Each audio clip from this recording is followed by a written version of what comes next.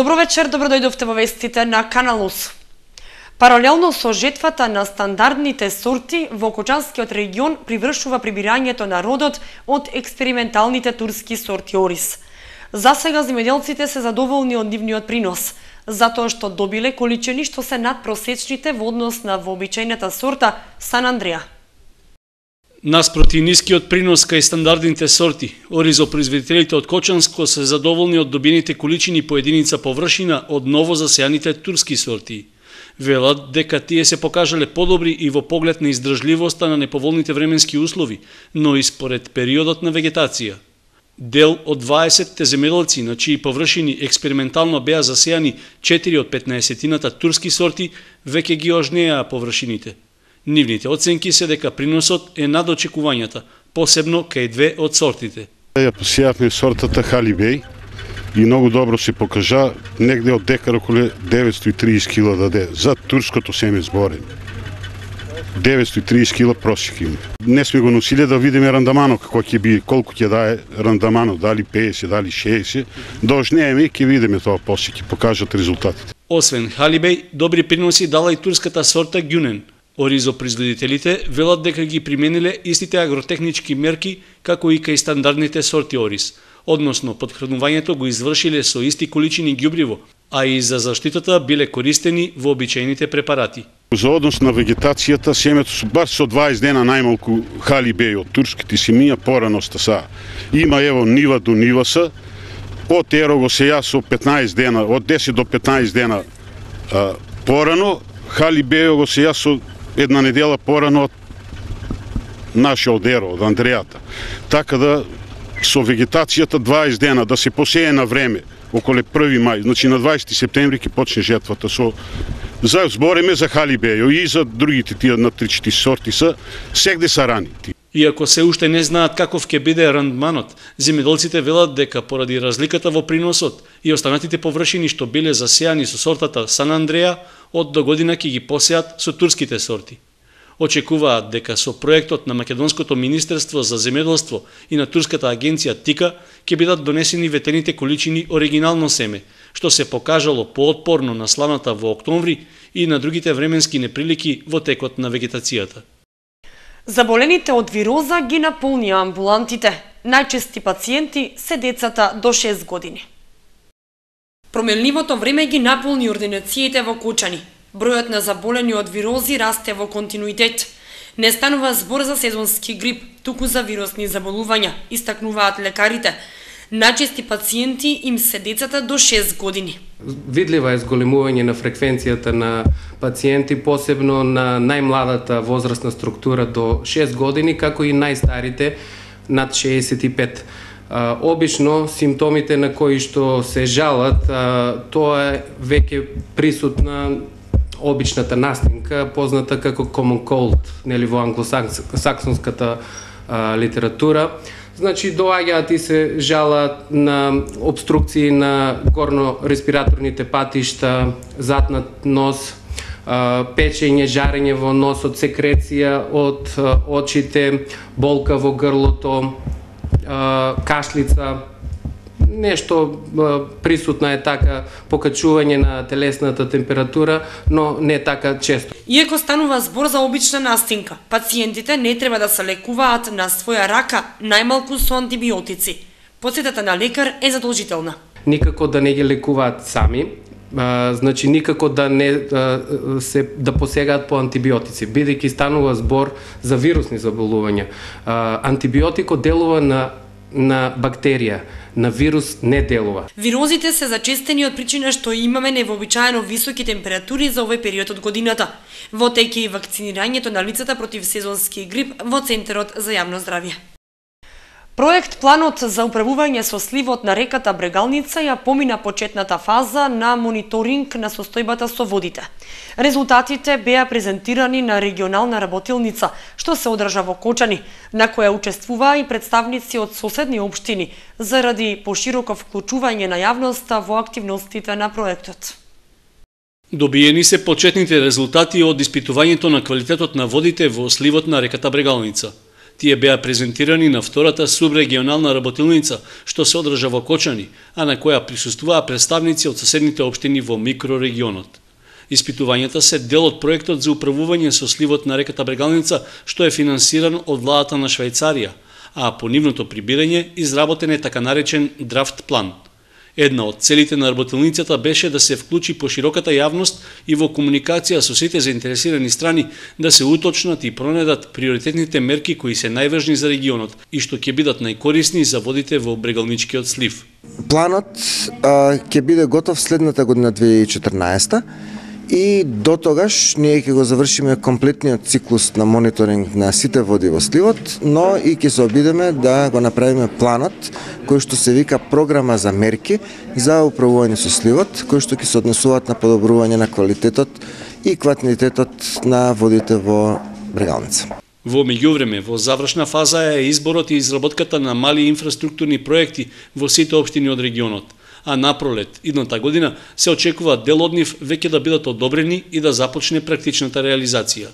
Според Ставрик, комуникацијата и вклучувањето на јавноста во проектот ќе продолжи и во наредниот период со слични работилници. Освен ова имаме уште 2 субрегионални работилници, но исто така и планираме една годишна презентација на проектот која што е планирана за втората половина ноември, каде што сите заинтересирани страни ќе бидат информирани за последните активности на проектот, за постигнатите резултати, но и за плановите во наредниот период. Тоа се однесува како на планот за управување, така и за малите инфраструктурни проекти, кои што се веќе во фаза на избор и предлагање, а исто така и на поголемите инфраструктурни проекти, чии што почеток на активностите ги планираме за 2014 година. Проектот План за управување со речниот слив на Брегалница е прв од ваков вид во Република Македонија и како пилот проект е особено значаен за користењето и управувањето со водните ресурси во иднина. Во него се вклучени сите 14 општини по течението на реката.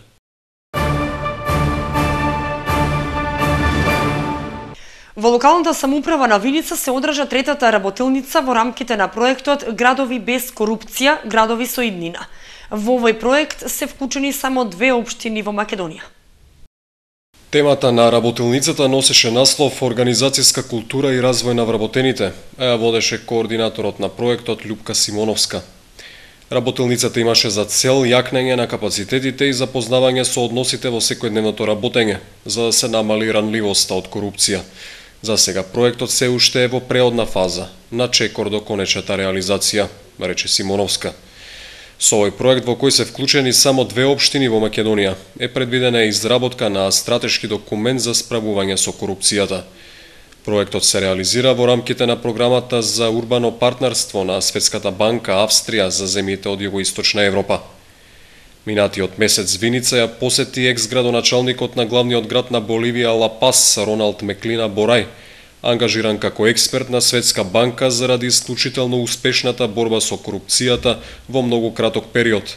Тимот од Виница се концентрираше на 3 области подложни на корупција: финансиски менеджмент, човечки ресурси и издавање на дозволи и одобренија, за кои се правеат детални анализи за да се лоцираат најслабите алки во тие сектори, како и оставениот простор за можни коруптивни дејства. Спроведувањето на проектот нужно не значи дека во Виница има голема корупција или дека воопшто ја има, туку намерата е да се действува превентивно. Конечните резултати ќе бидат презентирани во декември во Љубљана. Заврши продажбата на градежни парцели од 12-тата објава на локалната самоуправа од Кочани. Најголем интерес имаше за плацевите за индивидуални стамбени објекти и за викендички на Пониква, а никој не се пријавил за продажба на парцели за мало стопанство. Ниту еден плац за изградба на деловен објект од мало стопанство не се продаде на 12-тиот оглас за продажба на државното градежно земјиште. Се продаваа вкупно 4 парцели, сите во местноста Драчевик, но нејасно останува дали локацијата била недоволно атрактивна или во прашање е нешто друго. Во определениот рок, што траеше до 21 октомври, до комисијата во локалната самоуправа на Кочани не пристигнала ниту една понуда, така што јавното наддавање не се ни одржало. Исто така, интерес немаше и за 2 парцели за објекти за временно сместување, односно за хотели на Пониква. и тие на огласите за продажба се нудат веќе неколку пати, но безуспешно.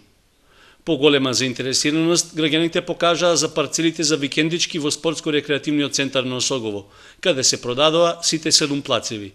Постигнати се цени од 71 до 270 денари за метар квадратен, што е нешто пониска цена во однос на претходните лицитации. Исто така, купувачи имаше и за парцелите за изградба на објекти за индивидуално домување, каде од вкупно 16, собственици добија 13 плацеви. Непродадените 3 се на улицата Мишо Арсов во населбата Усова Чешма. Цените што се постигнаа на јавното наддавање кај нив се нешто повисоки од оние за викендички, односно метар квадратен се продаваше од 100 до 1310 денари, во зависност од локацијата на платот. Во општина Кочани веќе е подготвен 13-тиот оглас за продажба на градежно земјиште, што ќе биде објавен на 30 октомври. Како поука од слабиот интерес за дел од парцелите за деловни објекти, во новиот оглас ќе се нудат само плацеви за викендички на пониква и за индивидуални стамбени објекти во градот. Зелено светло за точките на дневен ред од областа на урбанизмот, мандатните прашања и статутарните прописи, што треба да се најдат пред советниците, дадоа трите надлежни комисии кои заседаваа во пресред на 7-та седница на Виничкиот совет.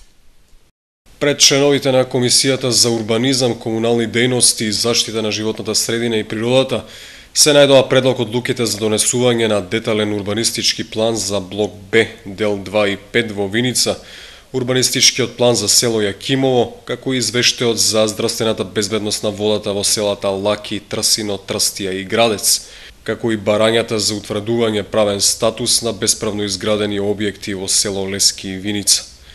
Членовите на Комисијата за мандатни прашања, избори и именување пак ќе разгледуваа предлог решенијата за формирање на локален совет за превенција и формирање комисија за унапредување на правата на пациентите во Виница, како и предлог решенијата за престанок на мандатот и именување членови на училишниот одбор на Средното општинско училиште Ванчо Праке и управниот одбор на детската градинка Гоце Делчев. На дневен ред на седницата на Комисијата за статут и прописи се најдоа статутарната одлука за измена и дополнување на статутот на детската градинка Гоце Делчев, како и евентуалните измени и дополнување на правилникот за организација и систематизација на работата и работните места во оваа институција. Седницата на Советот на општина Виница е в среда со почеток во 11 часот.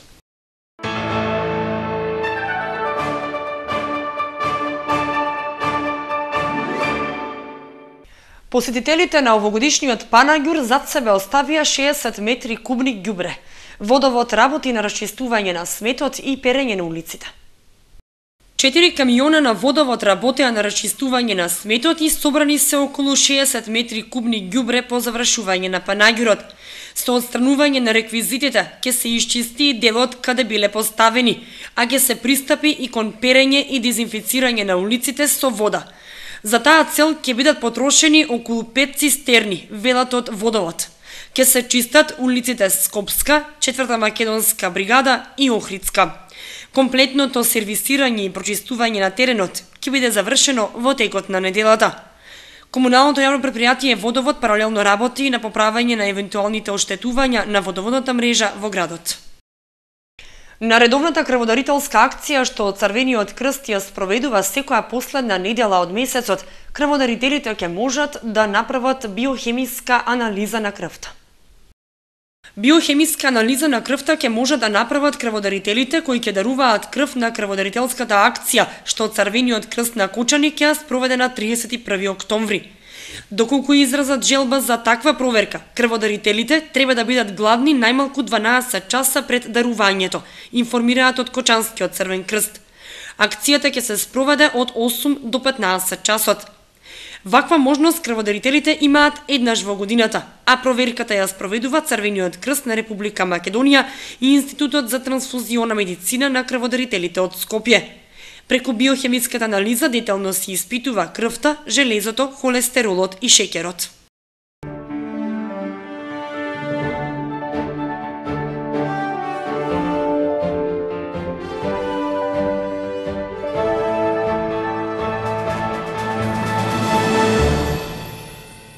Следува информацијата од спортот. Екипите на баскет Дино со половичен успех во второто коло од кошаркарските првенства. Фудбалската екипа на Кочани пак се издвои на врвот од табелата во Лигата за генерација 1999-2000. Со втората победа во исто толку надпревари, Баскет Дино потврди дека намерата на Сашко Лазаров за пријавување компетитивен тим во третата македонска кошаркарска лига е сосема оправдана. Во спортската сала во Кочани беше совладана екипата на Михајловски со резултатот 77-56. Клучна за високата победа беше третата четвртина, која домашниот тим ја доби со убедливи 21-7. Одличен настап Баскет Дино викендов имаше и во М18 пред својата публика. По неуспехот на отворањето од сезоната против МЗТ Скопје, во второто коло лесна победа над Водњански лисици со резултатот 87-54. Се очекуваше дека ќе биде тешко на гостувањето во Скопје, но не и дека ќе доживее дебакал тимот во М16 лигата. Квиско Баскет Дино 96-46. Надпреверот беше решен уште во првата четвртина, неверојатни 41-10. Ништо подобро тимот на Сашко Лазаров не помина и во М14 против звучно име кошаркарска институција Работнички, пораз од 41-25. Викендов беше одиграно шестото коло во детската фудбалска лига. Во генерација 1999-2000 беа постигнати следниве резултати. Осогово Каменица Саса 1-0, Зрновка Кочани 0-7, Напредок Брегалница 1-1, а надпреварот Рудар Слуга 1934 беше одложен. По ремито на Брегалница и одложениот надпревар во Пробиштип, на едно коло пред крајот на есенската полусезона, на врвот се издвои Кочани со 2 бода предност пред Брегалница, односно 3 пред Рудар. Резултати во Лигата за генерација 2001-2002. Осогово Каменица Саса 3-1, Зрновка Кочани 0-2 и Напредок Брегалница 0-5. Овде на табелата води Брегалница со 3 бода предност пред Осогово.